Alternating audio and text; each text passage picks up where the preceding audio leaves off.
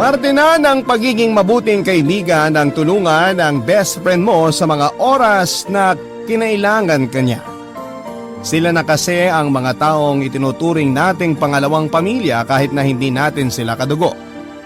Ikaw kapuso, magagawa mo pa rin ba ang tulungan ng kaibigan mo kahit na alam mong isang buhay na ang pareho ninyong niloloko?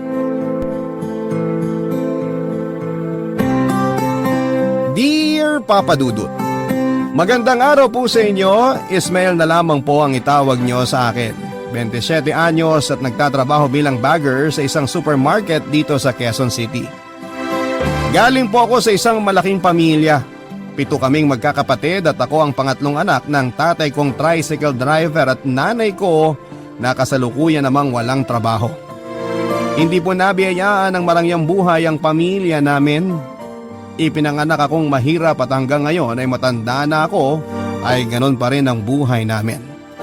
Nakikitira lang kami sa bahay ng kapatid ng tatay ko na nag-migrate na sa ibang bansa.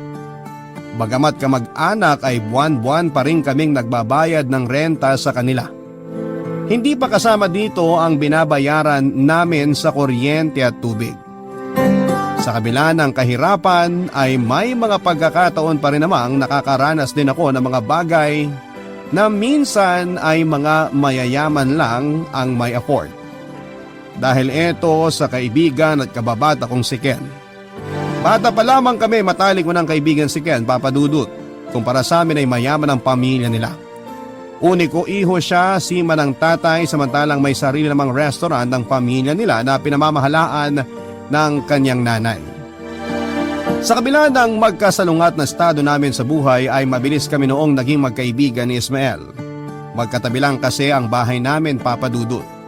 Dahil only child ay lagi noong nangangabilang bakod si Ken para makipaglaro sa akin. Tapat na kaibigan kong ituring ko si Ken at kaya kong magpakatotoo tuwing kasama ko siya. At hindi ko na kailangang magpakitang tao pa. Kahit na mayaman ay hindi ako nalilimutan noon ni Ken na ambunan ng mga bagay na meron siya.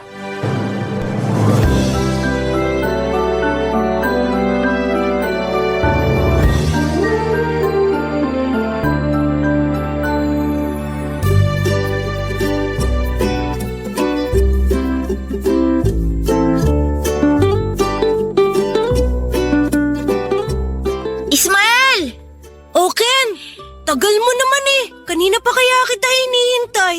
Ayaw akong palabasin ni Mami kanina eh. May tutor pa kasi ako kaya hindi ako nakapunta kaagad dito. Anong tutor? Tutor? Parang teacher din na tinuturuan ako sa mga subjects natin sa school. May classmate ka rin ba sa tutor? Wala! Mag-isa lang akong tinuturuan ni Teacher Marie. Teacher Marie? Yan ang pangalan ng tutor mo? Oo! Galing naman. Pero hindi ba nakakatamad yun? Pagod ka na nga sa school tapos may tutor ka pa pag-uwi. Okay lang naman kasi pwede ako maglaro tsaka kumain habang nagtututor. Tsaka binibigyan naman ako ni Mami ng pera pagkatapos eh. Talaga? Mag-aaral ka lang tapos may pera ka na? Oo, tsaka yung tutor ko na ang gumagawa ng assignment ko. Pero wag mo sasabihin sa school ah. Ibig bang sabihin yan? Tapos mo na assignment natin? Pakopya naman ako. Sige ba? Pero bago niyan, tikman muna natin to. Tcharan! Ano yan? Chocolate! Dumating na kasi yung padalang box ni Daddy. Talaga? Eh di madami kayong chocolate sa bahay nyo ngayon. Oo, marami. 3 box kaya pinadala ni Daddy. O heto, tikman mo to oh. Nakakain ka na ba ng ganitong chocolate? Hindi pa eh. Wala namang kaming kamag-anak sa ibang bansa. Masarap ba yan? Oo, masarap yan. Tikman mo. Yan lagi ko pinapabili kay Daddy kasi favorite ko yan eh. May peanuts yan sa loob. Masarap nga! Ngayon lang ako nakatigam ng ganito kasarap na chocolate. Siguro mahal to. Mahal talaga yan. Galing abroad eh. Ang swerte mo naman.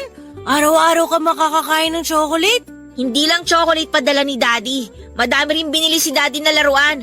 May robot, may remote control car, tsaka basketball. Kaso hindi pa pinabubuksan ni Mami yung isang box eh. Bukas na lang daw kasi pagod siya sa trabaho. May bago ka na namang laruan? Ang sarap talaga maging mayaman, no? Huwag kang mag-alala. Meron ka ring laruan dun sa package namin. Sinabihan ko kasi si Daddy na ibili ka rin para pareho tayong may malaro. Talaga? Salamat, Ken! Ibang klase ka talagang kaibigan. Ang swerte-swerte ko talaga na nakilala kita. Paano na lang kung hindi kami lumipat dito? Eh di wala kang best friend. Oo nga eh. Naalala mo pa nung una kayong lumipat dito? Oo naman, hinabol ako ng aso nyo. Tapos tinawanan mo lang ako nun. Nakakatawa kasing itsura mo nun. Daig mo pa ang hinahabol ng tikbalang sa sobrang takot mo. Simula nun, kailangan pa kitang tawagin para makadaan ako sa harap ng bahay nyo. Kasi lagi akong tinatawlan ng aso nyo eh. Tapos lagi na tayong sabay pumasok nun hanggang sa naging magkaibigan na tayo. Mabuti na lang, kasi kung hindi tayo nagkakilala, wala akong makakalaro sa bahay. Ang hirap kaya ng walang kapatid. Mabuti ka nga, wala kang kapatid eh. Ako, sobrang dami namin. Laging agawan sa pagkain, laging agawan kung saan matutulog. Puro away kami. Ikaw, solo mo lahat. Kaya nga inggit na inggit ako sa'yo eh. Sana only child na lang din ako. Solo ko nga lahat, malungkot naman. Kaya nga kung wala akong magawa sa bahay, lagi akong tumatambay dun sa bahay nyo. Mabuti nga yun, may nakakalaro ako ng maayos. Sa bahay, ayaw ako kalaro ng mga kuya ko, tapos yung mga mas bata sa akin, puro babae naman. Gusto mo pumunta sa bahay? Buksan natin yung mga bagong laruan ko. Pwede ba? Sige, tara! Papadudot, pagsapit po namin ng high school ay sa private na nag-aral si Ken samantalang ako ay nagpatuloy naman sa pag-aaral sa public school. Sa kabila nito ay nanatili pa rin kami papadudot, ang tao ay nagbabago habang tumatanda. Kung dati ay para kaming kambal tuko ni Ken na hindi mapaghiwalay, noong nagbinata kami ay unti-unting nagkaroon ng spasyo ang pagkakaibigan namin. Hindi na kami tulad ng dati pero ang mahalaga sa akin ay kaibigan pa rin naman ang turingan namin sa isa't isa. Dahil kay Ken ay nakakilala ako ng mga bagong kaibigan dahil palagi niya ako noong isinasama sa mga lakad nila. Ang problema nga lang, hirap akong makasabay sa kanila noon dahil pare-pareho silang mayayaman. Tuwing kumakain sila sa fast food, ako lang ang walang pambili. Pagkatapos maglaro ng basketball, naka-soft drinks sila samantalang ako ay ice water lang ang iniinom. Hindi naman nila ako pinababayaan, papadudot. Palagi nila akong nililibre dahil naiintindihan naman nila ang sitwasyon namin na mahirap lamang. Pero kapalit ng panlilibre nila sa akin ay parabang ako na ang naging runner ng barkada. Ako ang palaging inuutusang bumili ng pagkain, magpark ng motor, magsundo ng ibang tao at iba pa. Tuwing may inuman nga kami noon ay ako ang laging taga-bili ng alak, taga-timpla, taga-luto ng pulutan at taga-ligpit kapag lasing na ang lahat. Hindi naman ako noon nagreklamo dahil kahit papaano ang mga bagay na yon na lamang ang mayaambag ko sa grupo dahil hindi naman po ako mayaman. Ang mahalaga ay masaya ako kasama ang mga bago kong barkada. Isa pa po ay si Ken lang ang kaisa-isa kong kaibigan na itinuturing ko ng parang kapatid. Kahit na minsan ay para bang mababa lang ang tingin niya sa akin ay hindi ko na lamang binibigyan ng mali siya ang pagbabago ng ugali niya.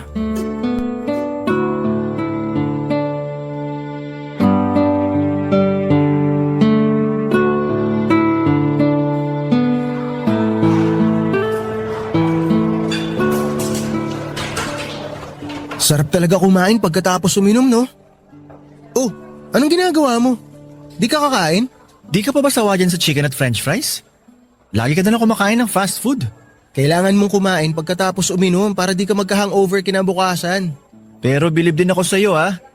Kahit ang lakas mo lumamon, hindi ka pa rin tumataba. Partida, puro inom ka pa. Nasa genes na namin yan. Wala talagang mataba sa pamilya namin kahit makalimang extra rice pa kami. Mabuti nga ikaw eh. Payat kahit na madami kinakain. Ako, payat kasi walang makain. Kaya nga kainin mo na yung in-order ko para sa'yo. Hindi ako sanay kumain pag nakainom eh. Tsaka madami na ako nakain kanina bago tayo nagsimula.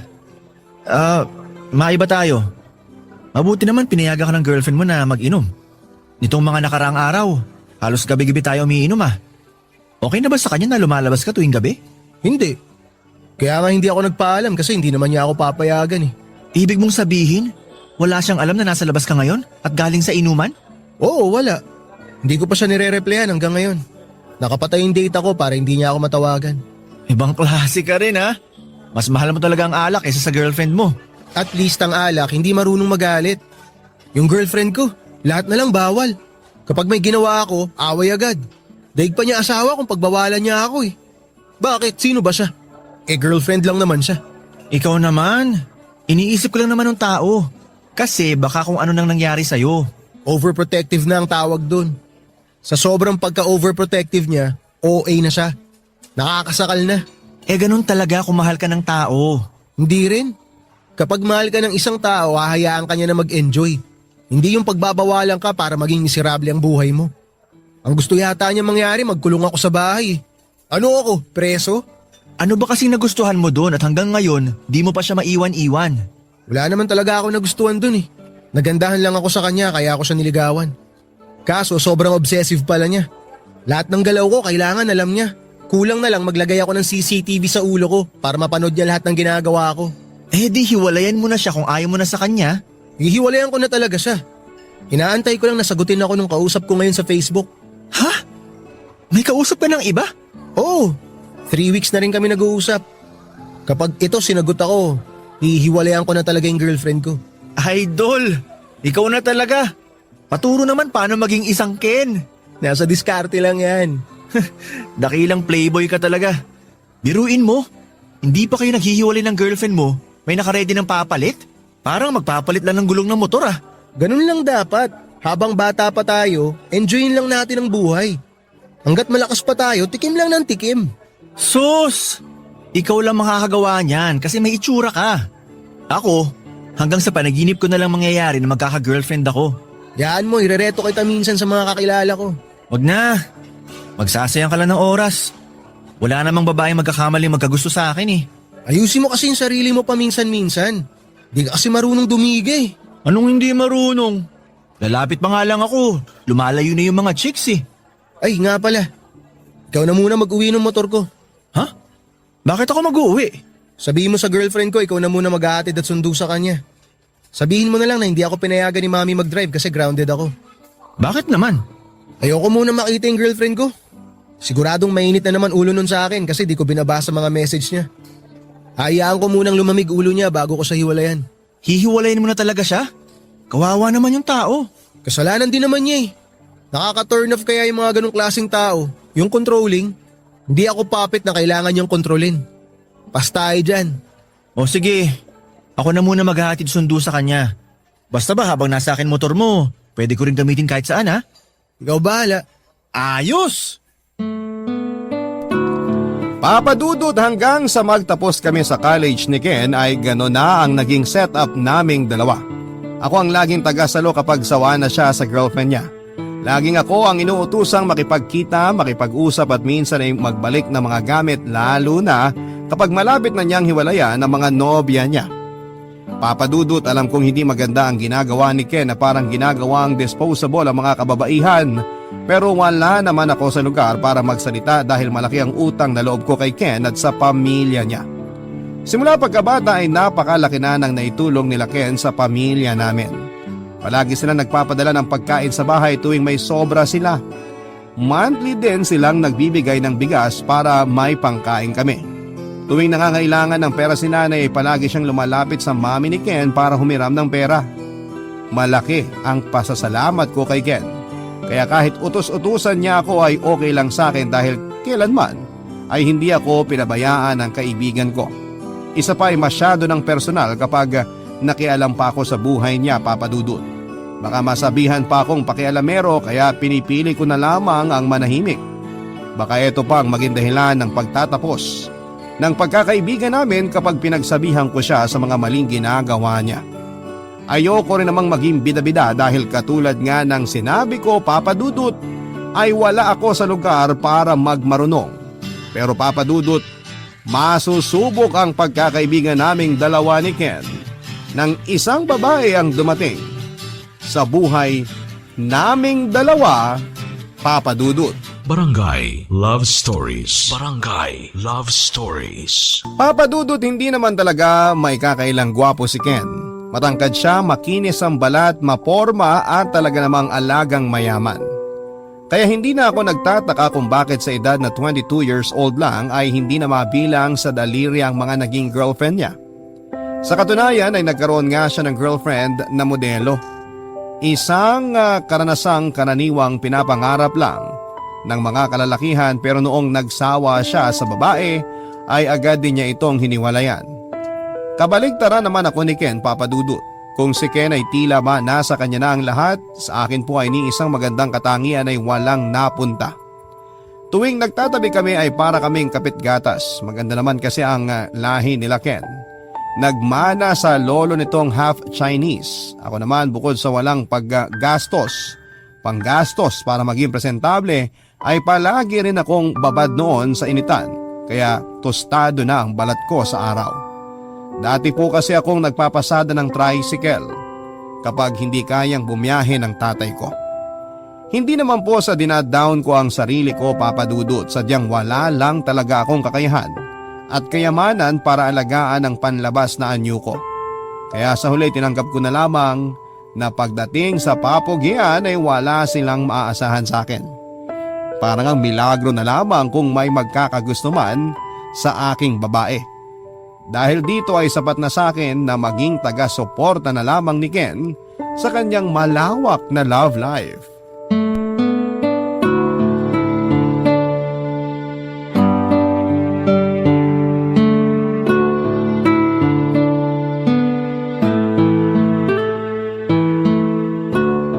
Bro, tinan mo to. Ano yan? Bagong chicks na naman? Mismo, di ba? Ganda ba? Ayos yan bro ah. Maganda. Ganyan mga tipo kong babae. Saan mo siya nakilala? Bagong empleyado sa office namin yan. Quality, no? Mas maganda to kaysa sa ex mo na model.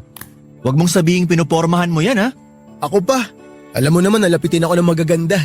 Yan tayo eh. Hanggang ngayon wala pa rin pinagbago. Chick boy pa rin. Di ka pa nasanay? Nasanay na ako. Inaantay ko na lang kung kailan ka magbabago. You mean kung kailan ako magseseryoso? Tingnan natin kung okay itong si Ara. Ara ba pangalan niya? Nax! Pangalan pa lang sexy na. Baka sakaling sa kanya na ako magseryoso, malay natin. Tapos kung kailan ka magsiseryoso, saka naman siya manloloko sa'yo no? Nakakatawa yun kung sakali. Malabong mangyari yan. Ako? Lolokohin? Malakas kaya pang amoy ko sa mga manloloko. Eh di amoy na amoy mo sarili mo. It takes one to know one, sabi nga nila, di ba? Ano namang plano mo sa Ara na yan? Popormahan mo talaga? Kapag yung nililigawan ko hindi pa ako sinagot this week, lilipat na ako dito kay Ara. Sa totoo lang, bagay naman kayo. Pareho kayong yayamanin tingnan. Parehong expensive. Walang expensive sa akin, dude. Kung type kita, period. Pero once na ma-turn off ako sa'yo, ayawan na. Hindi ka talaga nawawalan ng babae, no? Para kang cellphone. Yung tipong kaka-release lang ng bagong model, pero tinatrabaho na yung susunod. Tulad nga ng sabi ko, ganyan ang buhay, dapat ine-enjoy lang. Hindi ka ba takot na makarma? Bakit naman ako makakarma? Hindi naman ako nag-cheat ah. Alam mo yan, never kong pinagsabay ang dalawang babae. Tsaka hindi ko naman kailangan mag-cheat kung madali lang naman humanap ng iba. Iba talaga pag gwapo, no?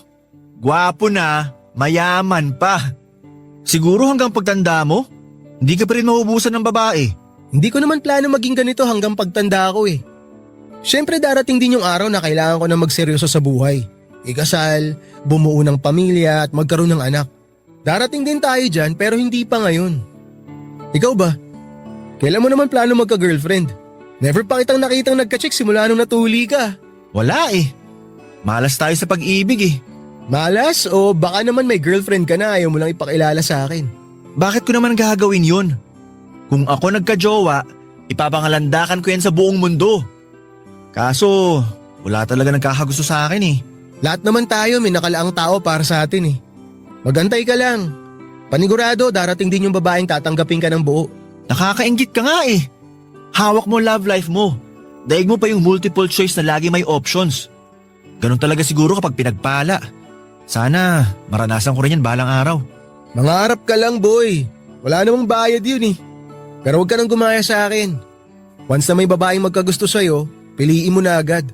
Huwag ka na maghanap ng options. Baka mamaya wala pang matira sa'yo. Yun kung may magkakagusto sa akin. Meron yan. Magtiwala ka lang sa sarili mo. Sa mga sumunod na linggo ay nabalitaan ko na lamang na magkasintahan na pala sina Ken at Mia Papadudut. Hindi na po ako nagtaka dahil daig pa ni Ken ang mga diploma sa panliligaw. Wala po akong nakitang babae na humindi sa kanya. Magaling siyang magmanipula, kaya naman madali lang siyang magpaikot ng mga tao. Sa kabilang banda ay nakaramdam ako ng kaunting awa kay Mia dahil puso niya ang magiging bagong laruan ni Ken. Maganda si Mia Papadudut. Sa lahat ng naging girlfriend ni Ken ay sa kanya ako pinaka nagandahan. Pasok na pasok kasi siya sa mga tipo ko ng babae. Matangkad, balingkinita ng katawan, mahaba ang buhok at malinis manamit. Elegante siyang tignan, nangungusap ang mga mata kahit na hindi nakangiti. Siya yung tipo ng babaeng mahirap mapasiguro ang pinakamasayang araw na nangyari sa akin, Papadudut. Lumipas nga ang mahigit 5 buwan ay unti-unti rin nagsawa si Ken kay Mia. Expected ko na yon, Papadudut. Dahil kalimitang 5 buwan lang talaga nagtatagal si Ken sa mga nagiging kasintahan niya. Pero ang pinagtataka ko, kahit sawa na si Ken kay Mia ay ayaw pa rin niya itong pakawalan.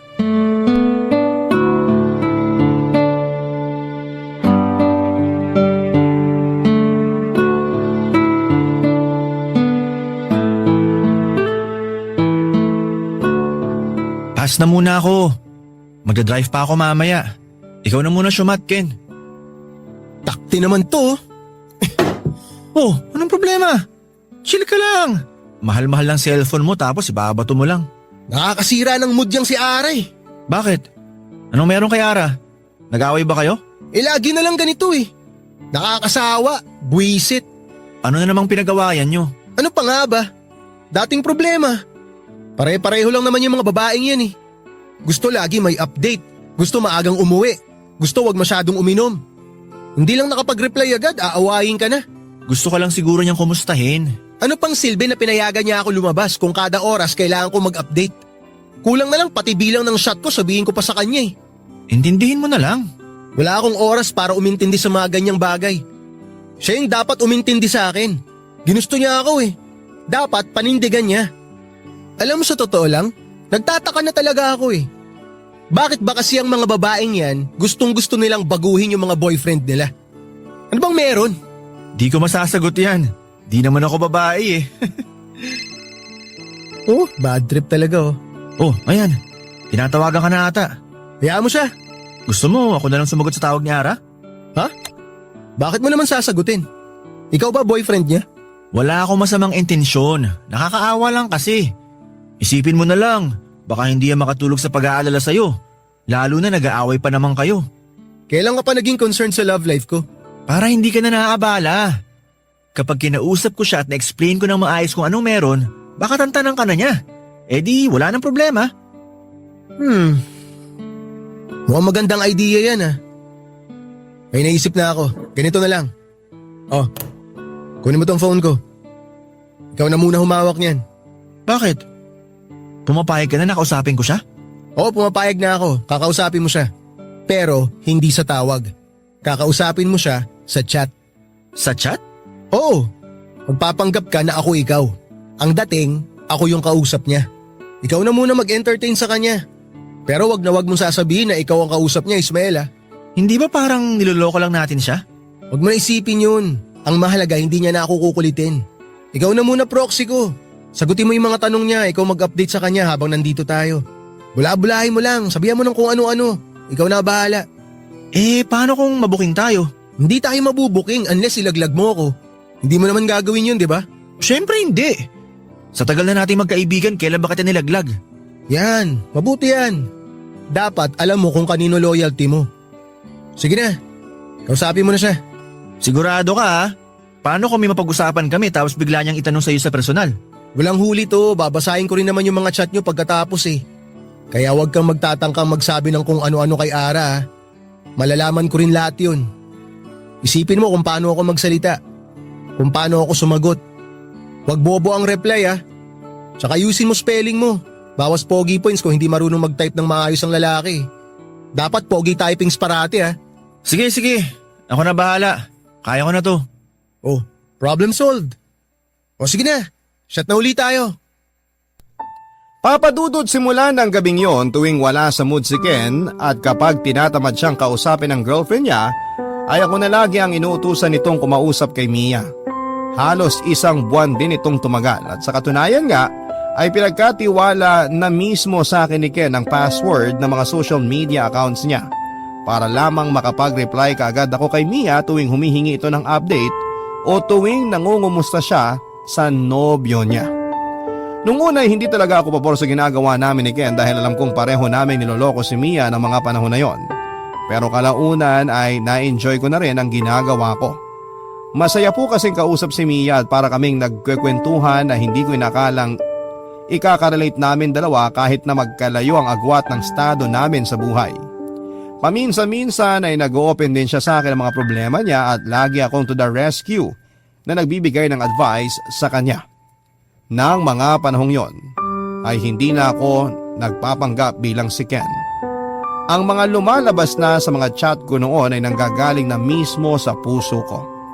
Ang feeling ko noon, Papa Dudut, ay sobrang gwapo ko habang kausap ang para sa akin pinakamagandang babae sa balat ng lupa. Papa Dudut, hindi naglaon sa hindi sinasadyang pagkakataon ay unti-unti na ngang nahuhulog ang loob ko kay Mia. Barangay Love Stories. Barangay Love Stories. Papadudod kung kailan na-fall na ako kay Mia ay saka naman ako biglang pinatigil ni Ken sa pakikipag-usap sa kanya. Hindi na noon maganda ang relasyon nilang dalawa at pinag-iisipan na ni Ken kung hihiwalayan na ba niya si Mia. Nalungkot ako na nawala na ako ng pagkakataong makausap ang babaeng gusto ko pero sa parehong pagkakataon ay masaya akong sa wakas ay tuluyan na siyang makakawala mula kay Ken. Hindi po kasi deserve ni Mia na maloko. Masakit mang aminin pero alam ko kung gaano katindi ang pagmamahal ni Mia kay Ken. Nakakasama lang ng loob dahil hindi ito makita ni Ken at ang tingin lang niya kay Mia ay parang gamit na kapag pinagsawaan na niya ay ibabasura na lamang niya basta. Naisip ko noon na sabihin na lamang kay Mia ang katotohanan. Gusto ko na noong ipaalam kay Mia na ako ang kausap niya nitong nakaraang buwan at hindi si Ken. Pero pinigilan ko ang sarili ko. Ayokong masira ang tiwala sa akin ng best friend ko at lalong ayokong masira ang pagkakaibigan naming dalawa, Papa Dudut. Kaya naman kahit masakit para sa akin ay nanatili akong tahimik sa gilid habang pinapanood kong paanong masira ang relasyon ng best friend ko at ng taong mahal ko. Hanggang sa dumating na nga po ang araw na nag-decide na si Ken na tuluyan ng hiwalayan si Mia.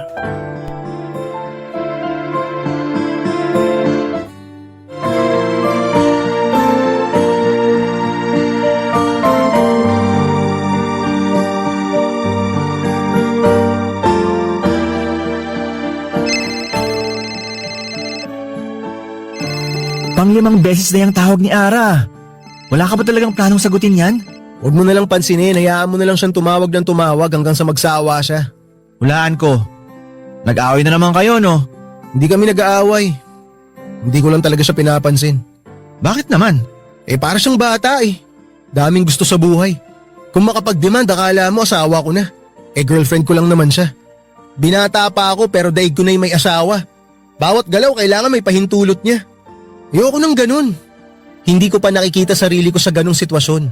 Gusto ko pang enjoyin ang buhay ko kasi panigurado kapag nag-asawa na ako, wala na akong ibang gagawin kundi magtrabaho na magtrabaho para sa pamilya ko. Kaya habang kaya ko pa, sinusulit ko yung oras ko. Hindi pa ba sapat yung dami ng naging girlfriend mo? Bahala ka. Baka maubuso ka ng babae dyan. Hindi naman ako mawawala ng babae. Daming babae dyan. Tsaka hindi ko naman nakikita yung si Ara na wife material. Baka mamaya kapag pinakasalan ko siya, maaga akong mamatay dahil sa konsumisyon. Bakit di mo pa gawin ngayon? Gawin ang alin? Hiwalayan siya para matapos na. Humahanap lang ako ng tiyempo. Wala pa ako sa mood gumawa ng kadramahan ngayon eh. Ayoko masira araw ko. Pinapahaba mo lang yung paghihirap ng tao eh. Tapusin mo na lang ngayon para wala ng problema. Bakit ba mas marunong ka pa sa akin? Ikaw pa talaga mag-uutos sa akin? Eh hindi mo pa nga nararanasan magkaroon ng girlfriend sa buong buhay mo? Naawa lang kasi ako kay Ara. Naawa o baka naman may gusto ka na sa kanya? Ano? Bakit mo naman nasabi yan? Si Ara? Magkakagusto ako sa kanya? Hindi ah. Masyado naman yata mataas pangarap ko kapag nagkagusto pa ako sa kanya. Wala ako sa level niya. Masyado siyang mataas. Kapag pinangarap kong isang katulad niya, para ko lang sinusukit yung buwan. In short, mahirap siyang abutin. Nagtanong lang naman ako, dami mo nang sinabi. Maganda naman talaga si Are. Kaya hindi na ako magtataka kung magkagusto ka man sa kanya. Wala nga akong gusto sa kanya. Wala talaga. Ako pa lolokohin mo. Nabasa ko lahat ng messages mo sa kanya nung nagpapanggap ka pang ako. Kung hindi in love ibig sabihin ng mga chat na yon, ewan ko na lang. Maniwala ka sa akin bro. Hindi talaga. Ayoko namang sirain yung bro code ng barkada. Alam ko namang bawal jowain ng ex ng isa't isa. Kaya hindi ko magagawa sa inyo ang bagay na yun. Oh, chill ka lang. Wala namang problema sa akin kahit ligawan mo pa si Are. Malay mo, siya na pala yung hinihintay mong babae sa buhay mo. Malabo na mangyari yan. Ikaw talaga? Hindi lang babae pinapaasa mo. Pati ako na kaibigan mo, papaasahin mo rin? Huwag mo na akong bigyan ng pantasya na hindi magkakatotoo. Masyado kasing mababa tingin mo sa sarili mo eh. Ano nang nangyari sa Love is Blind? Di ba nga sabi nila wala sa panlabas na anyo yan, kundi sa laman mismo ng puso mo? Sus! Sa mga pelikula lang nangyayari yan. Sino babae naman ang hahanap ng pangit? Yung naghahanap ng true love. Yung totoong lalaki na magmamahal sa kanila at hindi sasaktan ng puso nila. Yun ang gusto ng mga babae, seryoso sa pag-ibig. Hindi pogi ang hanap nila, kundi yung lalaki na magmamahal sa kanila ng totoo. At sa'yo pa talaga nang galing yan? Maniwala ka sa akin, dude. Marami ng experience ng best friend mo. Kala mo naman totoo. Bahala ka nga dyan. Gagawin mo pa akong hopeless romantic eh. Concerned lang din ako sa'yo. Baka tumanda kang binata, sige ka. Bahala ka. Parang tanga.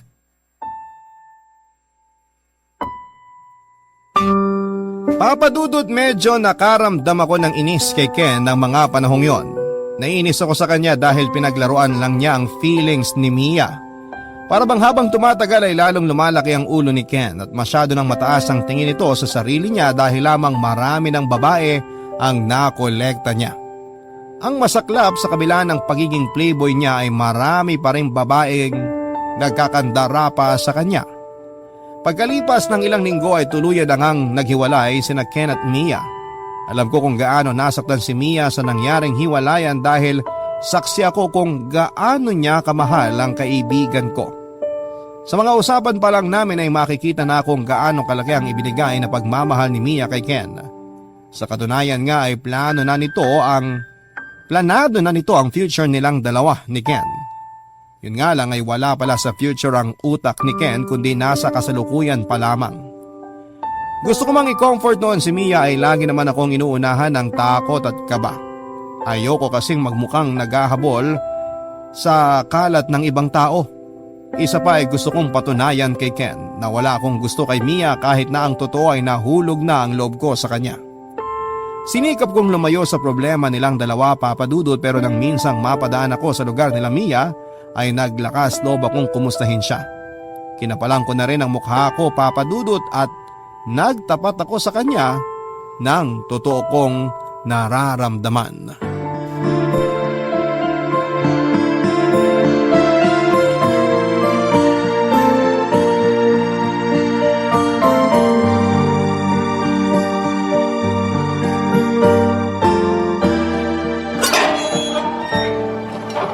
Ismael? Naparito ka. May kailangan ka ba? Kasama mo ba si Ken? Hindi. Hindi ko kasama si Ken ngayon. Ako lang mag-isa. Anong meron? Anong ginagawa mo rito sa amin? Napadaan lang ako dito sa lugar nyo. Alam kong malapit lang tong bahay nyo kaya naisip ko na kumustahin ka. Ganun ba? Akala ko naman pinadala ka ni Ken para kausapin ako. Inaasahan mo ba na pupuntahan ka ni Ken? Hindi naman. Nagulat lang ako nung nakita kita rito. Lagi kasi kayo magkasama ng taong yan eh. Kung nasan siya, lagi ka ring nandun. Magkaibigan na kasi kami simula pagkabata eh. Natural lang na lagi kami magkasama. Kumusta na pala siya? Si Ken? Huwag mo nang alalahanin yun. Lagi namang nasa mabuti ang kalagayan nun eh. Tsaka, may bago na siyang girlfriend. Hindi na ako magugulat dyan. Parang nagpapalit lang siya ng damit kung magpalit ng girlfriend eh. Ikaw, kumusta ka na? I'm okay. Thanks for asking. Still hurting pero kinakaya. Wala eh. Nagmahal ako ng maling tao eh. Sobra akong umasa sa thought na baka magbago siya. Baka mabago ko siya. Pero sarili ko lang pala niloloko ko. Saka na lang siguro magbabago yun kapag bumalik na sa kanya yung pinaggagawa niya. Siguro nga. Pero sana wag na niyang hintaying mangyari yun. Kasi hindi niya alam kung gaano kasakit ang maging broken-hearted. Kumpara sa kanya, laro-laro lang yung ginagawa niya, hindi niya alam na kakasakit na pala siya. Wag mo nang isipin yun. Siguradong matindi ang balik ng karma sa kanya. Tsaka mag-move on ka na rin sa kanya. Mahirap mag-move on eh. Lalo na kung sobra-sobra mong minahal yung tao. Huwag kang mag-alala. Darating din yung tamang tao para sa'yo na magmamahal din sa'yo ng sobra. Malay mo, kausap mo na pala ngayon yung hinahanap mo. Ano? Ikaw talaga sobrang joker mo. Pero totoo, Totoo na. sabi nga nila, hindi naman nasusukat sa itsura yung pagmamahal eh. Kaya… Wait lang. Sorry. Seryoso ka ba sa sinasabi mo? Oo, seryoso ako, Ara. Simula nung nagkausap tayo, na-develop na yung feelings ko sa'yo eh. Nagkausap tayo? Kailan? Nung magkakasama tayo nila Ken? Hindi ko alam kung dapat ko bang sabihin to sa'yo pero gusto ko lang malaman mo na may pagkakataon noon na ako nagpapanggap na Ken tuwing kachat mo siya. Ako nakakausap mo ng mga panahong magkaaway kayo ni Ken. Yung late night talks na umaabot ng umaga, ako yun, hindi si Ken. Hindi naman ako ganon ka-dense, Ismael. Alam ko na hindi si Ken ang nakakausap ko noon. Halata naman eh. Pero ang hindi ko alam, hindi ako aware na ikaw pala yun. So you mean kasabwat ka niya? Magkasama kayo sa panloloko sa akin? Hindi naman sa ganun. Naaawa lang ako sa'yo noon kaya ako pumayag na gawin yun. Kung naaawa ka sa akin, dapat binigyan mo na lang ako ng heads up kung saan papunta yung relationship namin ni Ken. Hindi yung sinabayan mo pa siya sa kagaguhan niya. Nakakadismaya sa totoo lang. Pero ano pa bang magagawa natin? Tapos na ang lahat. Wala nang sense kahit na magalit pa ako sa'yo. Para saan pa, di ba? Sorry, hindi ko na-realize na sobrang mali na pala yung ginagawa namin noon. Mukhang mali nga talaga ako ron. Pero na-enjoy ko na kasi yung mga kwentuhan natin eh. Kaya tinuloy ko na. Sorry din pero hindi ko maibibigay sa'yo yung gusto mong mangyari. Pwede tayong maging friends pero not more than that. Isa pa, I don't date guys who are friends with my exes. I'm sorry, Ismael. Wala yun. Sa totoo lang inaasahan ko na to. Pero at least nasabi ko na yung totoong nararamdaman ko.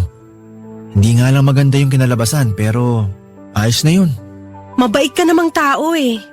Hindi ko lang alam kung bakit nagtsatsaga ka maging kaibigan ng isang tulad ni Ken.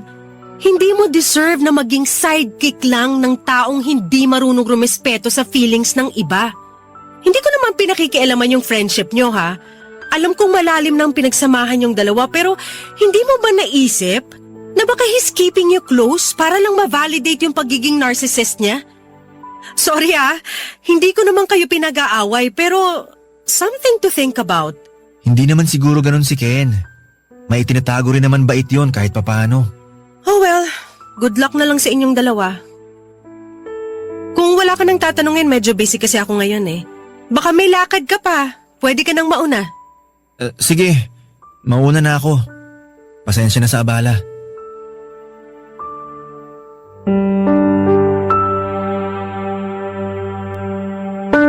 Papadudot masakit ang ma-reject pero mas lumalamang ang saya ko na kahit papaano ay inamin ko kay Mia ang tunay na nararamdaman ko. Hindi ba maganda ang kinilabasan ay wala akong pagsisisi. Ang mahalaga sa akin ay maisip ni Mia na kahit talikuran siya ng buong mundo ay may isang Ismael na humahanga at sumusuporta sa kanya. Sa naging pag-uusap namin ni Mia ng araw na yon, Papadudot, ay marami akong napagtanto. May punto siya sa mga sinabi niya. Sa hinaba-haba ng pagsasama namin ay para lamang akong naging sidekick ni Ken.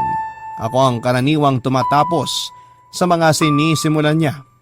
Ako ang gumagawa ng mga bagay na ayaw niyang harapin at palaging ako ang sumasalang sa mga bagay na kung tutuusin ay kayang-kaya naman niyang gawin. Para niya akong ginawang alala ay kapalit ng ilang tulong para sa akin at sa pamilya ko. Papadudot habang buhay kong tatanawin na utang na loob ang pagtulong ni Ken at ng mga magulang niya sa amin.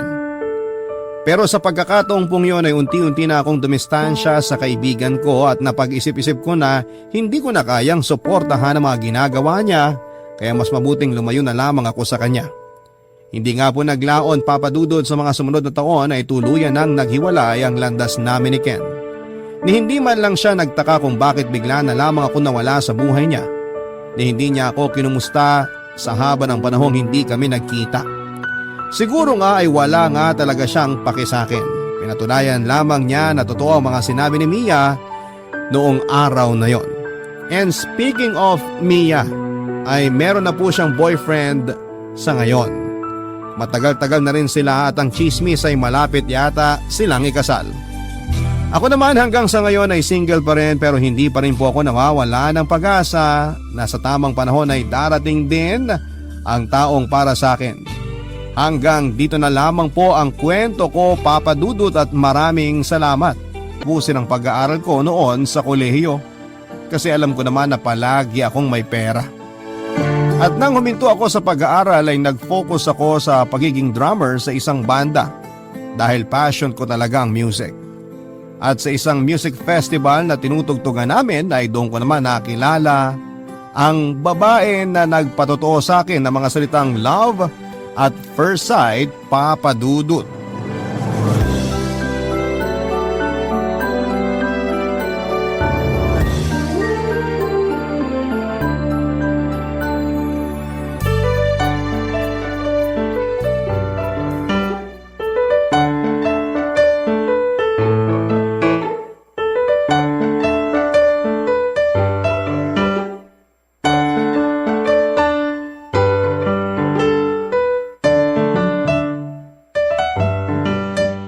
Uy, Aldrin, nandiyan ka lang pala. Kanina pa kita hinahanap eh. Ba't mo naman ako hinahanap? Ay nga pala, niligpit na mga gitara.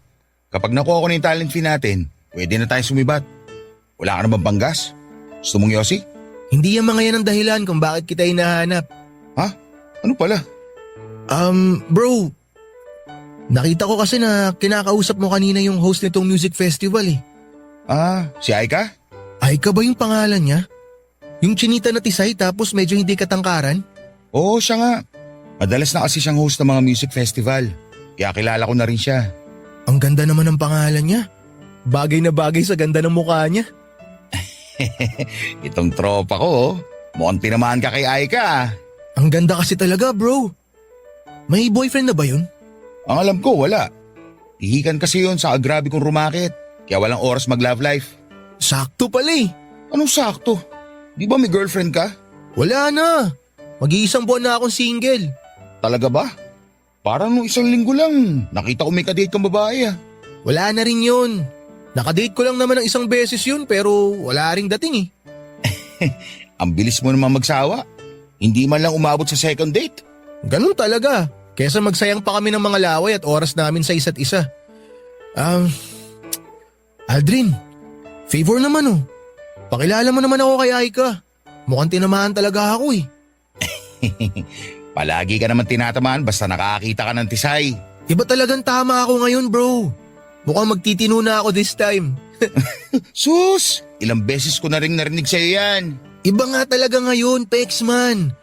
Oh, bro. Ayan si Aika oh. Mukhang dadaan dito sa pwesto natin. Pakilala mo ako ha. Dali na. Ngayon lang naman ako hihingi ng pabor eh.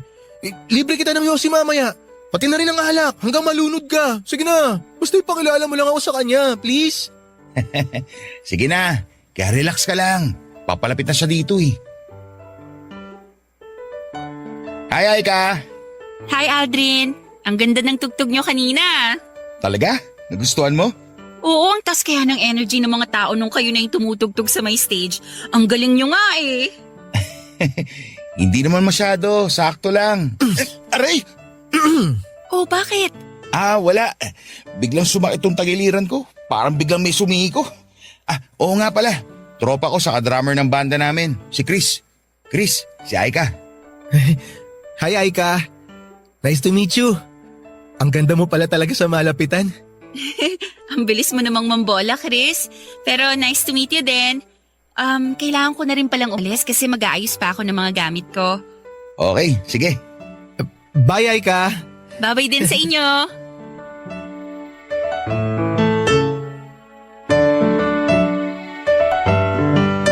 Papadudot, bago tumugtog ang banda namin ng gabi na yon sa isang music festival ay nakuha kaagad ng event host na si Aika ang atensyon ko.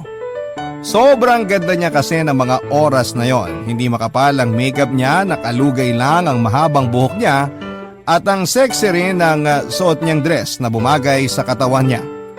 Siguro ang pinaka gusto kong parte ng mukha niya ay yung mga mata niya na ngumingiti kasabay ng mga labi niya. Kaya nga hindi ko hinayaan na matapos ang gabi na yon na hindi ko ulit siya nakakausap. Nang tapos na ang event at nakita ko siya na nag-aayos ng mga gamit niya ay nilapitan ko siya kaagad at tinanong ko kung gusto niyang sumabay sa akin pauwi dahil dala ko ang motor ko. Nalaman ko kasi na sa Batangas lang din siya umuwi kaya pwede ko siyang ihatid sa kanila. Pero sinabi niya na may pupuntahan pa raw siyang racket kasama ang isang kaibigan niya. Akala ko pa ay dahilan niya lamang yon kasi hindi niya ako type.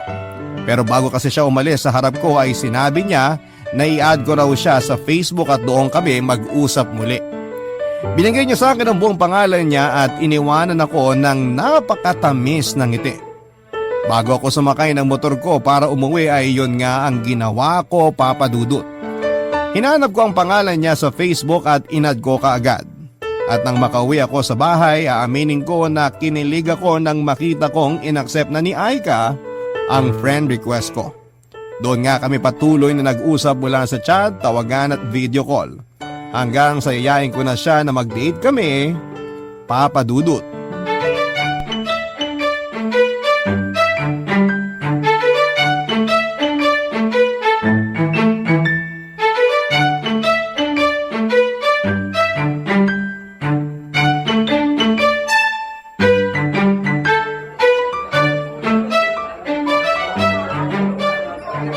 Nagustuhan mo ba yung kape dito? Oo naman. Lalo na tong in-order ko. Sakto yung timpla sa lasa na gusto ko. Yung nagtatalo yung pait at tamis. Mabuti naman at nag-e-enjoy ka kahit papano. Anong kahit pa paano? Sobrang nag-e-enjoy ako dito kasama ka, Chris. Talaga? Ang saya mo kasing kasama. Mula dun sa pinasyalan nating falls, kinainan natin na masarap na lumihan, hanggang dito sa coffee shop. Lahat yon na-enjoy ko. Lalo na ngayon kasi ang relaxing ng ambience sa lugar na to. At saka, ang ganda pa ng tanawin dito sa spot natin. Pero, mas maganda pa rin yung nakikita ko mula dito sa kinauupuan ko. Parang ewan naman to eh. Chris? Oh, bakit? Anong ginawa ko? Ay nako, ewan ko sa'yo. Nako-conscious na ako sa pagtitig mo sa akin eh. Pasensya na kung napapatitig ako. Pero totoo naman kasi. Ang ganda-ganda mo talaga, Aika. Ilang ulit mo nang sinabi yan mula kanina. Di ka pa nagsasawa. Hindi. Hindi ako magsasawa na titigan ka, promise. Ewan ko sa'yo. Pero thank you ha. Thank you para saan? Para dito, sa pamamasyal natin, road trip, saka food trip. Sobrang nag-enjoy talaga ako kasi ngayon lang ako nakapamasyal ng kagaya nito. Naging busy rin kasi ako sa mga racket ko. Kaya ayun, nawala na ako ng oras para mag-enjoy. Nakwento nga ni Aldrin sa akin na certified lagarista kang araw. Medyo, kasi kailangan eh. Breadwinner kasi ako, tapos may 5 ako mga kapatid na pinag-aaral ko ngayon. Ang dami mo palang mga kapatid? Oo, ang sipag kasing magmahala ng parents ko. Ayun nga lang, maagang kinuha sa amin si nanay, kaya kailangan ko rin kumayod ng maaga. Umalis muna ako sa bahay namin sa La Union kasi mas malapit ang Batangas sa mga racket na pwede kong pasukin. Nakakamiss lang talagang makasama si tatay at yung mga kapatid ko. Pero wala eh. Kailangan kong tiisin yung lungkot para hindi kami pare-parehong magutom at maghirap. Alam mo, ang swerte ng pamilya mo sa'yo, lalo na ng mga kapatid mo. Kasi nagkaroon sila ng isang mapagmahal na ate na kagaya mo. Maswerte rin naman ako sa kanila kasi pinagbubuti nila ang pag-aaral nila bilang kapalit ng mga pagsisipag ko sa mga racket ko. Ikaw ba? Anong pinagkakaabalahan mo bukod sa pagbabanda? Wala masyado. Paanong wala masyado?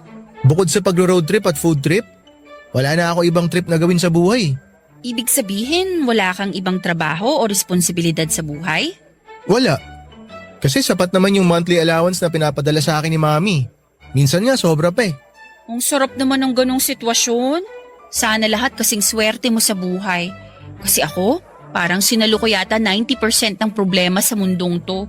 Mabuti na lang talaga kahit nakakaramdam ako ng pagod sa pagiging breadwinner ko, nasusuklian naman yun ng ngiti at yakap ng mga kapatid ko.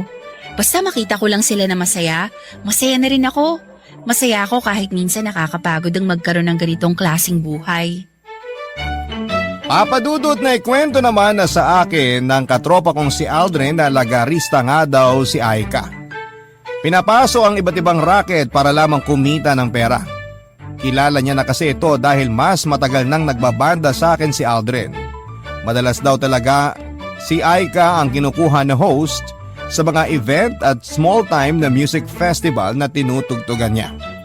Pero hindi ko inaasahan noon na ganon pala talaga siya kalakas na rumakit. DJ na siya sa isang online radio, pumupunta pa siya sa mga event para mag-host, kumakanta sa resto bar tapos nagmo-model din siya. Ang kwento nga ni Aika ay panganay siya sa 6 na magkakapatid at wala na siyang nanay. Ang tatay naman niya ay nagkaroon ng sakit sa bato at kailangan na i-dialysis ng 2 beses sa isang linggo. Kaya naman nagdesisyon siya na huminto na sa pag-aaral at maagang magtrabaho para na rin sa pamilya nila. Medyo na-guilty ako sa part na pangarap ni Aika na makapagtapos ng pag-aaral, pero mas pinili niyang isantabi muna ang pangarap na yon. Nagsakripisyo siya para sa mga kapatid niya samantalang ako ay may choice ako na mag-aral, pero mas pinili ko na huminto dahil lamang sa tinatamad ako. Papadudot doon ko naisip na hindi talaga patas ang mundo dahil palaging merong nakakaangat at merong ding lumulubog kahit pa pilit silang nagsusumikap na makaahon sa buhay, papadudot. Barangay Love Stories. Barangay Love Stories. Papadudot na sundan pa mga date namin ni Aika at marami kaming mga bagay na napagkukwentuhan sa tuwing magkasama kaming dalawa. At para patunayan ko kay Aika na seryoso ako sa kanya ay nagpakilala ako sa tatay niya bilang manliligaw niya, papadudot. Kahit kabado ako ay sumama ako kay Aika na umuwi ng La Union at humarap ako sa tatay pati na rin sa mga kapatid niya. Natuwa naman ang tatay ni Aika at sinabi nito na ako lang daw ang naglakas loob na umakyat ng ligaw sa bahay nila. Kaya naman nakuha ko kaagad ang boto niya pati na rin ng mga kapatid ni Aika. Hindi nagtagal, papadudot ay nakuha ko na rin ang pagmamahal at tiwala ni Aika dahil sinagot na niya ako, papadudot.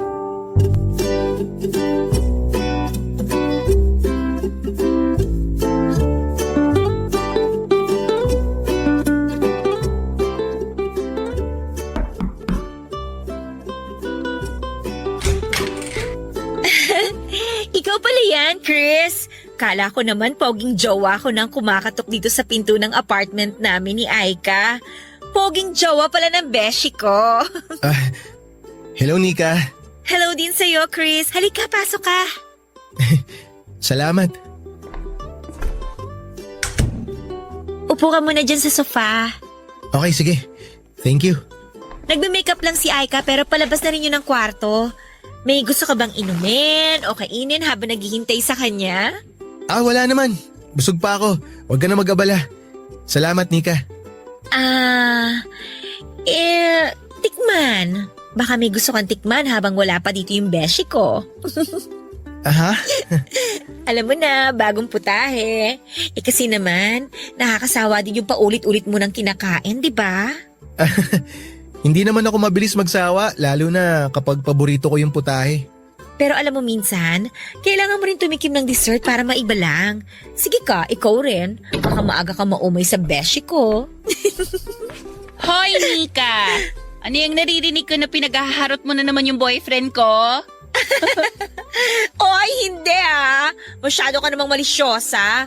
Pinapayuhan ko lang na next time magdala siya ng pagkain kasi nauumay na ako sa mga cup noodles natin dito sa apartment, no?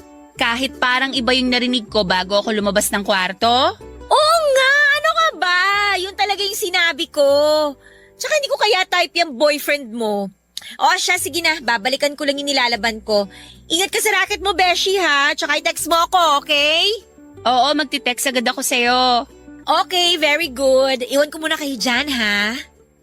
Sige Nika. Ang kulit talaga ng kaibigan mo, no? Sobra. Pagpasensyahan mo na ha.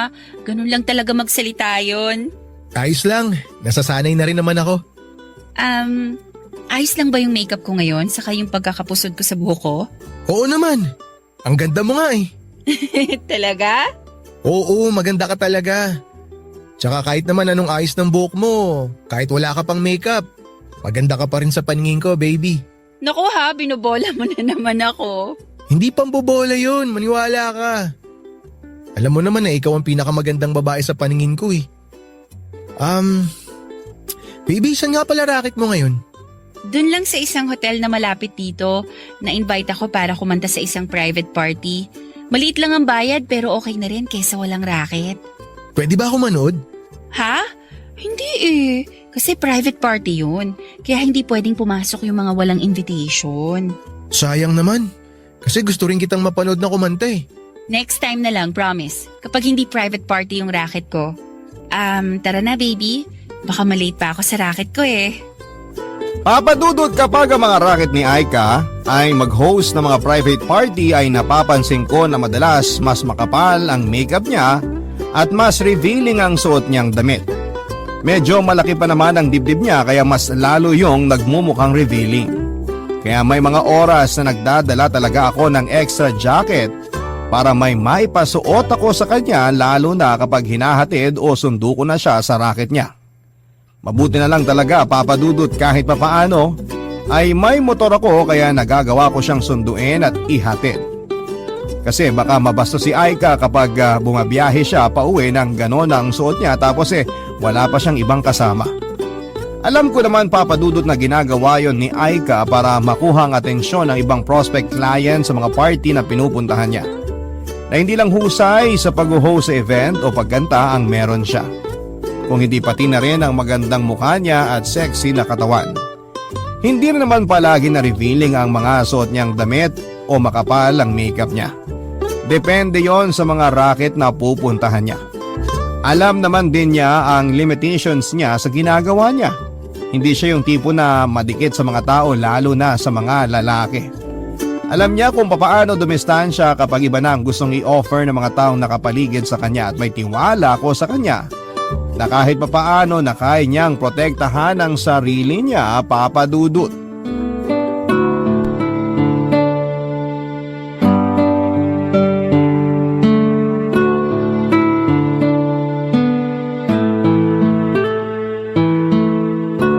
Hi baby! Malapit na ako sa studio, ikaw, nasaan ka na? Nandito na rin kami ni Nika sa resto bar kung saan ako kakanta ngayon. Oh, akala ko mag-host ka ng event ngayon. Hindi na tuloy eh. Mabuti na nga lang may binigay na racket si Nika kaya hindi masasayang ang makeup ko ngayon. Saang resto bar yan, baby? Ha? Ang sabi ko, saang resto bar ka kakanta?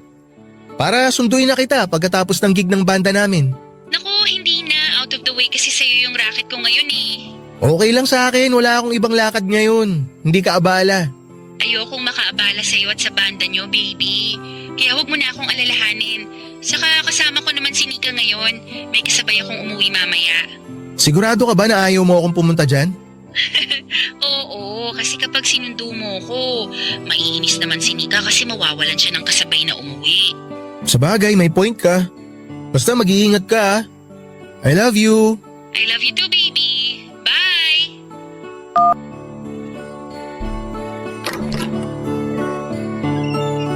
Mabuti naman at dumating ka na, Chris. Nasaan na ibang kabanda natin? On the way na raw. Medyo maaga pa naman kaya okay lang kahit wala pa sila. Bakit pala hindi mo kasama si Aika? May racket siya ngayon? Anong racket niya? Mag-host ba siya ng event? Hindi hosting eh.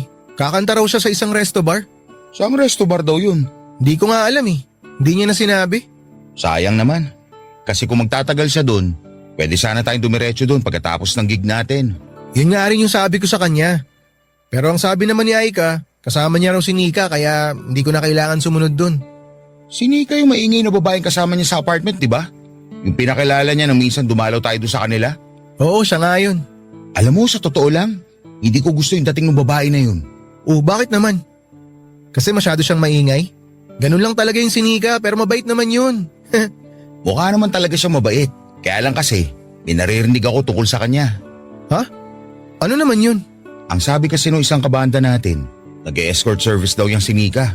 Hindi nga ako naniniwala kasi diba, ang kailangan dun maganda. Pero naisip ko na sexy naman si Nika. Kaya hindi imposible yun kahit hindi siya kagandahan. Uy, grabe ka naman kay Nika, bro. Baka naman chismis lang yan. Sana nga chismis lang. Kasi kung hindi, baka mamaya ibang racket na pala yung binibigay niya sa girlfriend mo. Kaya bantay-bantayan mo rin si Aika ha. Bago pa lang ang relasyon niyo. Kaya sigurado ako na marami ka pang hindi alam tungkol sa kanya. Papadudod, si Nika ang madalas na nakakasama ni Aika sa mga racket niya. Kung anong revealing minsan ng mga sinusuot ni Aika ay mas revealing ang mga damit ni Nika at mas makapal din ang makeup nito. Tapos medyo bastos pa ang mga salitang lumalabas sa bibig niya. Madalas nga ay sinasaway na siya ni Aika sa mga pagmumura niya o kaya ay bastos na mga salitang sinasabi niya. Tinatawanan ko lang yon kahit ang totoo ay medyo naiilang ako sa mga kilos niya. Sa totoo lang din, papadudod ay hindi ko gusto na madalas siyang sinasamahan ni Aika. Pero syempre ayoko namang maging controlling na boyfriend sa kanya at mas nauna nang nakilala ni Aika si Nika. Sino ba naman ako para kontrolin siya sa mga bawat kilos at desisyon na ginagawa niya? Sigurado naman ako na kahit ganon si Nika, hindi nito na-impluwensyahan si Aika ng kahit na anong tungkol sa masamang bagay na ginagawa niya, papadudot. Barangay Love Stories. Barangay Love Stories. Papadudot, medyo nainis rin talaga ako sa mga sinabi ng kaibigan kong si Aldrin tungkol kay Nika. Ang dating kasi sa akin ay parang ang bilis niyang maniwala sa mga chismis na halata namang hindi totoo. Kahit na gano'n ang ugali, pananalita at kilos ni Nika, imposible na pasukin niya ang gano'ng klase ng trabaho. At mas imposible na maging bayarang babae rin ang girlfriend ko. Siguro ay binase rin ni Aldrin ang pananamit at makeup ni Nika ang naging panguhusga niya. Ganon naman kasi talaga ang tao, hindi ba? Mas nauuna pa tayong manghusga sa kung ano ang nakikita ng mga mata natin at sa mga naririnig ng mga tenga natin. Minsan ay hindi na tayo gumagawa ng paraan para malaman kung ano ba talaga ang totoo sa hindi. At yon ang bagay na kinainis ko kay Aldrin. Hindi siya dapat naniniwala sa mga naririnig niya mula sa ibang tao. Pero hindi ko na lamang pinahalata sa kanya kasi alam ko naman na concerned lamang din siya sa akin. Pati na rin sa girlfriend kong si Aika. Siguro nga hindi pa talaga ganong katagal ang relasyon namin ni Aika, papadudod, pero sapat na ang panahon na nakasama ko siya para makilala ko siya bilang isang malinis na babae. Isa siyang mapagmahal na anak, kapatid at girlfriend. Yun ang paulit-ulit kong tinatatak sa isipan ko. Kahit minsan napapansin ko na rin ang mga kakaibang tingin na ginagawa niya sa mga matatandang lalaki o kaya ay foreigner na lumalapit sa kanya at nag-aabot ng calling card sa mga event na pinupuntahan niya, papadudot.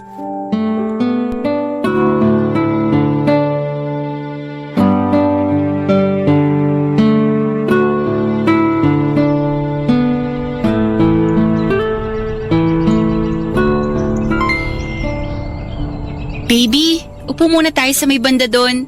Napapagod na rin kasi ako maglakad-lakad eh. Sige, sakto kasi mapuno nga sa pwesto na yun.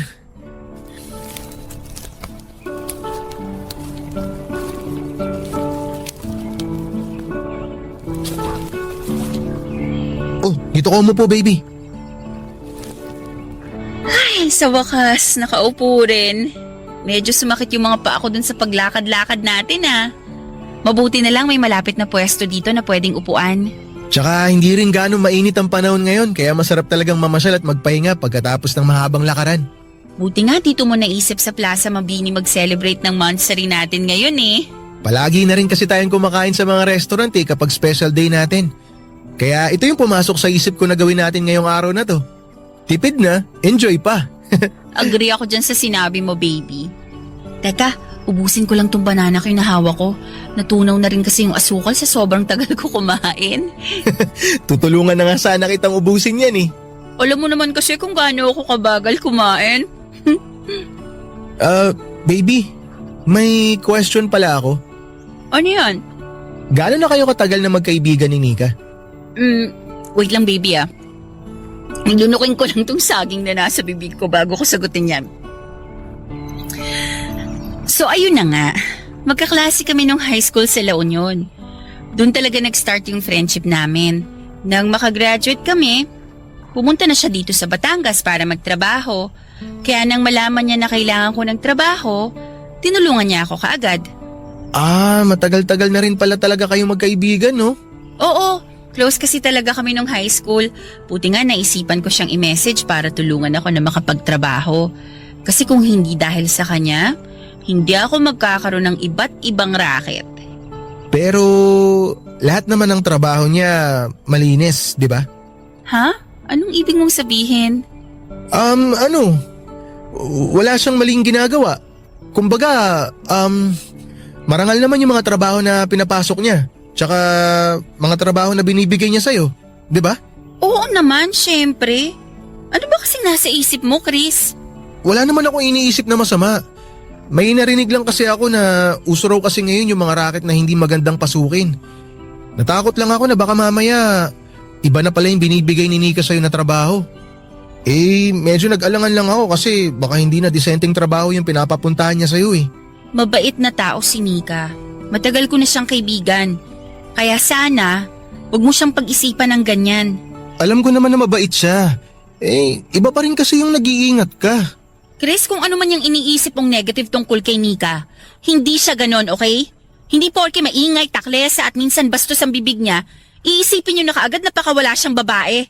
Mabait ang kaibigan ko at wala siyang kahit na anong masamang bagay na ginagawa. Oo, alam ko yun.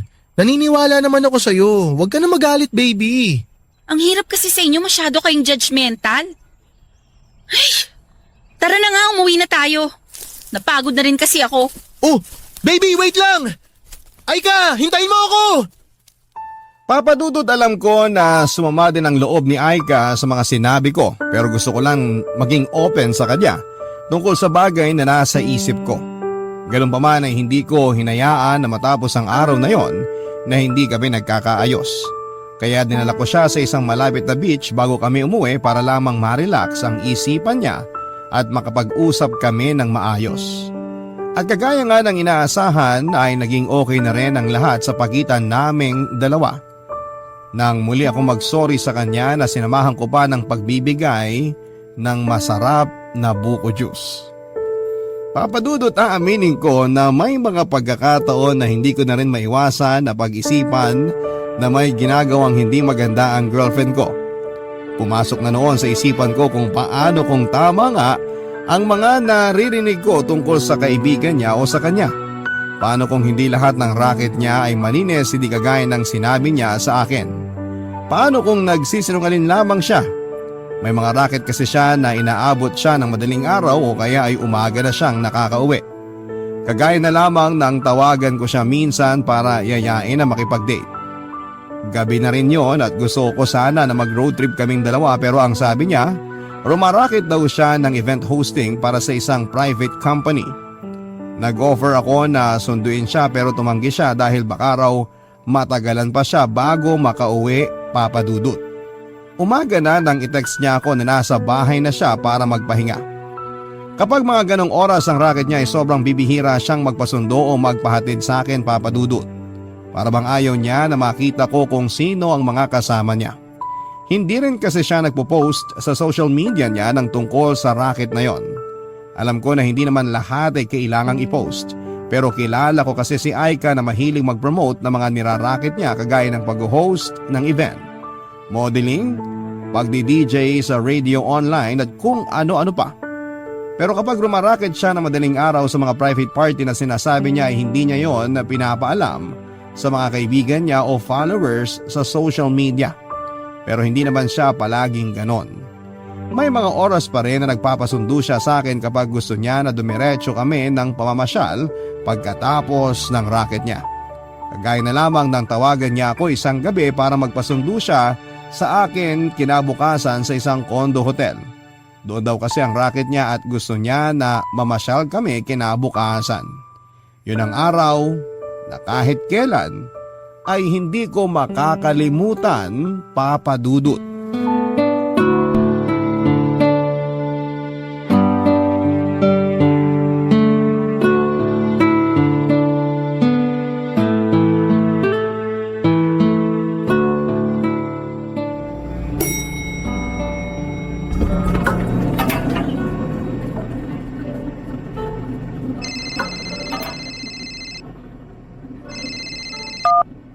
Hello?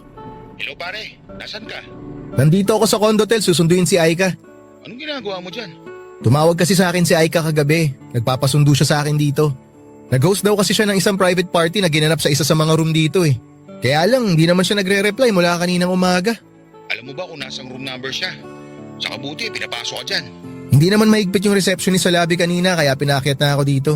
Tapos sakto, na-text na rin sa akin ni Aika yung room number kaya pupuntahan ko na siya. Didiretso na ako dun sa kwarto.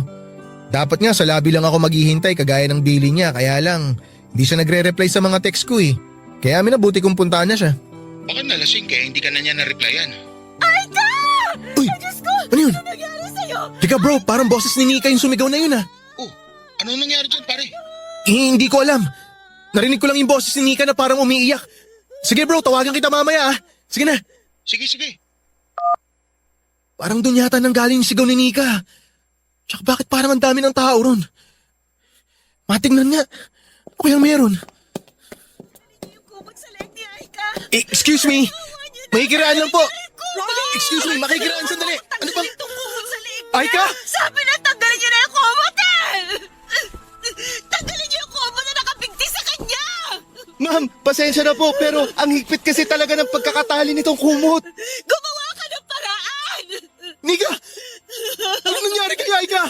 Chris! Baby! Chris, tulungan mo! Baby! Si Aika! Tumabi ka nga dyan! Tumabi ka ako na! Ma'am, babalik po kami. Tatawag lang kami ng ambulansya sandali. Ano ba kasing nangyari? Bakit nakabigti siya ng kumot dito sa may bintana? Nika, ano nangyari kay Aika? Hindi ko rin alam eh. Kasi Aika! nagtaka na lang ako kung bakit hindi siya sumasagot sa mga tawag ko. Tapos nang puntahan ko nga siya dito sa condo hotel, sinabi ng receptionist na nag-check out na raw yung foreigner na kasama ni Aika sa kwarto na to. Foreigner? Akala ko ba may private party siya na pinuntahan dito? Anong foreigner? Leche naman kumot to, bakit tayo matanggal? Kasi Chris, hindi naman talaga private party yung pinunta ni Aika dito. Yung foreigner na client niya, yun ang dahilan kung bakit siya nandito. Kaya nga kinabahan na ako nang hindi siya sumasagot sa mga tawag ko eh.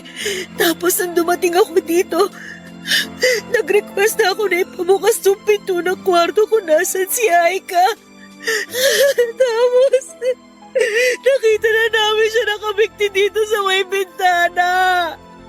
Chris, sigurado ako na yung foreigner na yun na may gawa nito kay Aika. Chris, pinatay niya si Aika. Pinatay niya yung kaibigan ko. Ayaw matanggal yung kumot! Wiset! Aika! Bakit ba kasi napakahigpit ng buhol na to? Aika! Aika! Aika, baby! Aika, Baby, ililigtas kita! please! Ililigtas kita, Aika! Huwag ka bibitaw, parang awa mo na! Huwag ka bibitaw, huwag mo ko iiwan, Aika! Baby! Aika!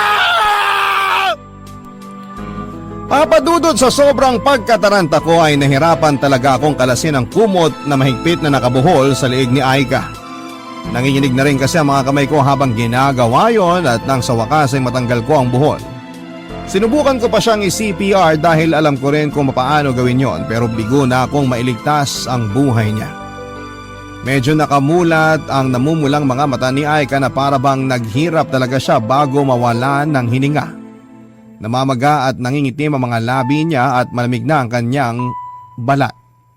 May ilang pasa din siya sa kanyang katawan at nangingitim na ang kanyang leeg dahil sa pagkakabigti ng makapal na kumot doon. Hindi nagtagal ay dumating na rin ang mga pulis at ambulansya, Papa Dudut. Dahil kadarating ko lamang din na halos na mga oras na yon ay wala ako masyadong naibigay na impormasyon sa kanila kung hindi yung ginawa ko lang na pagkalas ng nakasabit na kumot sa bintana at nakabigti sa leeg ni Aika. Pero nagulat ako nang marinig ko ang mga impormasyon na ibinigay ni Nika sa mga pulis. Sinabi ni Nika na may client daw sila na foreigner na nag-book kay Aika para sa kwarto na yon. Nagtaka ako kasi ang alam ko talaga ay mag-host ng party si Aika. Pero bakit isang tao lang ang tinutukoy ni Nika? Doon ko nalaman ang katotohanan na part-time pala si Aika bilang female escort sa mga foreigner na nagbibigay ng extra service. Pigil ang mga luha ko habang nakikinig pa ako sa ibang detalye na ibinigay ni Aika sa mga pulis, Papa Dudut. Nang gabi raw na yon ay iniwan niya si Aika na nakangiti sa may pinto ng condo hotel. Kumuway pa raw sa kanyang foreigner na nasa loob bago siya umalis. Pero nang umaga na ay nagtaka daw siya kung bakit hindi na raw sumasagot si Aika sa mga text at tawag niya kaya nag-decide na siyang balikan ito. Nalaman niya mula sa receptionist na umalis na nga raw ang naka-check-in na foreigner sa kwarto na yon at naiwan daw ang kasama nito. Kaya doon na raw kinabahan si Nika. Nang hindi sumasagot si Aika mula sa loob ng kwarto ay nag-request siya sa staff na piniting buksan ang pintuan at doon nga ay tumambad sa kanila ang malamig ng katawan ni Aika na nakabigti gamit ang makapal na kumot na nakapulupot sa may bintana. Papadudot sa sumunod pang investigasyon ay nalaman namin na mayaman pala ang foreigner na kasama ni Aika ng gabi na yon. Kaya hindi kaagad ito nakasuhan. Sinabi nito na iniwan nitong buhay si Aika sa loob ng kwarto at iniwanan pa nga ng maraming pera na nakita naman sa loob ng bag ni Aika. Ang pinapalabas ng foreigner noon ay kinitil ni Aika ang sarili niyang buhay na alam kong napaka-imposibleng mangyari. Una sa lahat ay bakit niya gagawin ang bagay na yon malaki ang takot niya sa Diyos. Paano niya magagawang ibigti ang sarili niya napakahirap ibuhol ng makapal na kumot tapos sa may bintana pa. At wala siyang dahilan para tapusin ang buhay niya dahil napakarami pa niyang pangarap para sa pamilya niya. Pero sa kabila ng mga ebidensya na nagtuturo sa foreigner na nakasama ni Aika bilang suspect sa nangyari sa kanya ay hindi pa rin po ito nakulong. Ayaw na rin kasi ng tatay ni Aika ng gulo dahil alam niya na malaking tao ang makakalaban nila. Kaya naman nag-decide ito na hindi na magsagawa pa ng autopsy at hindi na rin magsampa ng kaso. Tinanggap na lamang nito na nagpakamatay si Aika kahit na napaka-imposible noon, Papa Dudut. Mabigat para sa akin ang bagay na yon dahil gusto kong mabigyan ng katarungan ang pagkamatay ng babaeng pinakamamahal ko. Pero dahil maagang sinukuan ng pamilya niya ang pakikipaglaban para sa katarungan ng pagkawala niya, wala na rin po akong ibang nagawa kung hindi ang tanggapin ang katotohanan na ang katarungan ay hindi nakukuha ng ganon kadali lamang. Lalo na kung may nakapagitan na malaking halaga ng pera. Ilang taon na rin po ang nakakalipas mula na mangyari ang lahat ng ito sa buhay ko, Papa Dudut. Wala na akong naging balita pa sa foreigner na pinaniniwalaan kong pumatay kay Aika. Siguro hanggang ngayon ay nagpapakasarap pa rin po siya sa buhay. Pero umaasa ako na may kanya-kanyang paraan ng Diyos na maparusahan ang isang makasalanan na kagaya niya. Hindi ko na rin nakausap pa si Nika pero alam ko na nagbagong buhay na siya mula sa naging trabaho niya bilang female escort na may extra service. May asawa at 2 anak na rin po ako sa ngayon pero nananatili pa rin si Aika sa puso ko. May bahagi kasi sa sarili ko na nangihinayang dahil hindi ko man lang siya natulungan na mas ayusin ang buhay niya, Papa Dudut. Kung nalaman ko lamang ang tungkol sa kanyang racket, sana'y nasubukan ko na maging daan para magkaroon siya ng bagong buhay kasama ko. Maraming salamat, Papa Dudut, sa pagbibigay ng oras na mabasa ang sulat kong ito.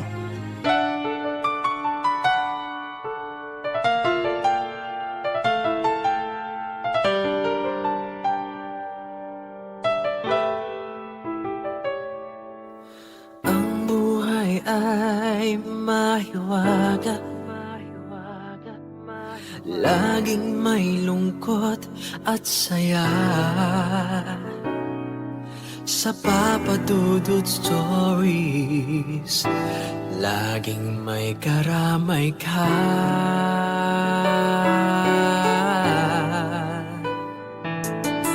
Mga problemang kaibigan, dito ay pakikinggan ka. Sa Papa Dudut Stories, kami ay iyong kasama. Dito sa Papa Dudut Stories, ikaw ay hindi nag-iisa.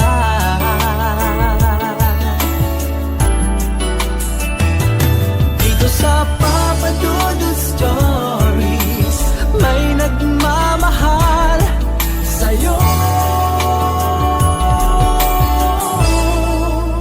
Papa Dudut Stories, Papa Dudut Stories,